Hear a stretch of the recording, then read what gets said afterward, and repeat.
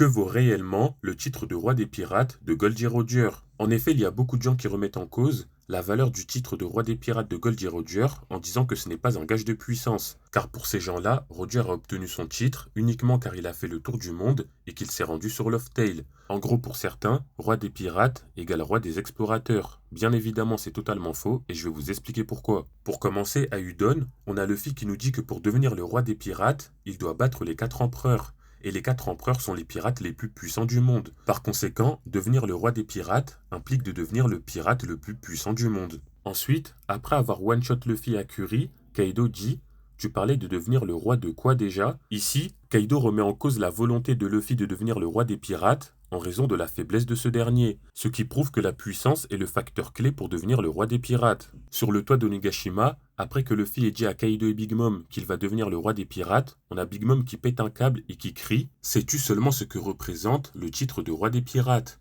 Vous pensez vraiment que Big Mom se mettrait dans un tel état si le titre de roi des pirates n'était pas lié à la puissance mais seulement à l'exploration? Bien évidemment que non. Ensuite, lorsque Shiki débarque à Marineford, Sengoku lui dit: Roger est le roi des pirates. Si on le libère, il te battra et s'enfuira aussitôt. Ici, Sengoku nous fait comprendre que parce que Roger est le roi des pirates, il est plus fort que Shiki et il le vaincra. Ce qui fait du titre de roi des pirates un gage de puissance. Et pour finir, dans la vivre carde de Shanks, Oda nous informe que le roi des pirates est l'homme le plus libre du monde. Et liberté est égale puissance. Car plus tu es puissant, plus tu seras libre, car tu pourras faire absolument tout ce que tu souhaites sans que personne ne puisse t'en empêcher.